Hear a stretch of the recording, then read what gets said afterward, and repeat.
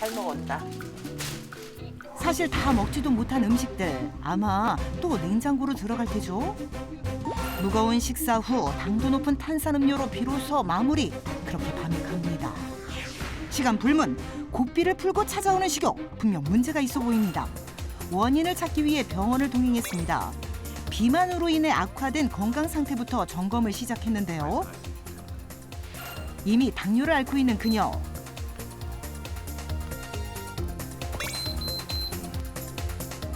이게 우리가 당뇨가 조절되려면 식후에 140 정도로 유지가 돼야 되거든요. 300 이상이면 전혀 조절이 안 되는 거죠.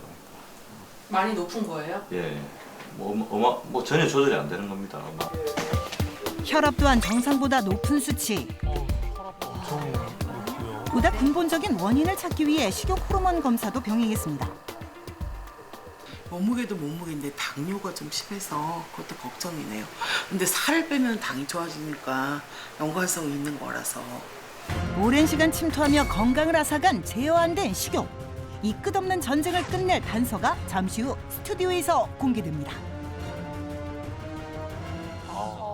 보면서 지금 본인은 얼마나 힘들까. 맞아요. 일단 너무 걱정이 많이 되네요. 이 그러게요. 건강이 좋을 리가 없는데 너무 걱정되네요. 지금 30대 때는 안 그랬단 말이에요. 예. 근데 지금 이 검사를 다 해보셨는데 어떤 결과가 나왔는지 궁금하네요. 그래서 저희 병원에 왔을 때는 굉장히 불안하고 초조한 그런 어떤 저거 금방 이제 뭐 식사하실 때 굉장히 행복한 표정이시잖아요. 그러니까 아마 그때 이제 뭐 식사를 좀 이제 아무래도 검사를 해야 되니까 식사를 이제 금식을 하고 이렇게 해야 되니까 굉장히 불안해 보이고 초조해 보이는 모습이었습니다. 그러니까 그만큼 이제 식사를 못했을 때 받는 스트레스라든지 그 불안감, 우울한 느낌이 굉장히 강하다는 거죠. 이제 근데 지금 보시면 이제 혈당이 384라는 거.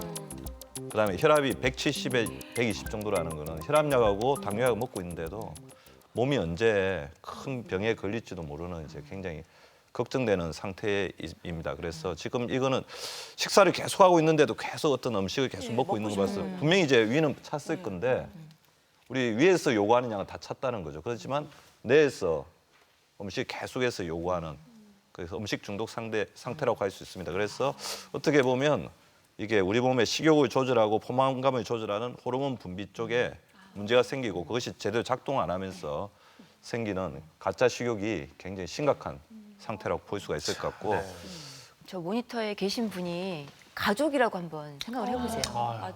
그러면 옆에 있는 가족들은 정말 말릴 수도 없고 또 화낼 수도 없고 또 게으르다, 뭐 음식 조절 못한다, 의지가 약하다, 비난할 수도 없는 결국 나중에 가서는 굉장히 사이가 나빠지는 단계까지 옵니다. 대부분이 스타트되는 게 다이어트를 극심하게 하고 난 다음에도 많이 옵니다. 왜냐하면 너무 극심하게 음식을 절제하다 보면 오히려 이런 식욕을 조절하는 이런 시스템 자체가 망가지는 경우들이 있죠.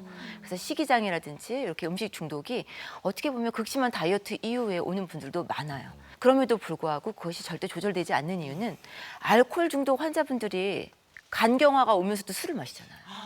이것도 그죠? 중독이에요, 그럼? 음식 중독이 그만큼 무서운 겁니다. 뇌에 어떤 게임 중독이나 마약 중독, 알코올 중독에 활성화되는 그 부분이 동시에 같이 활성화되는 부분이 바로 음식 중독이고요.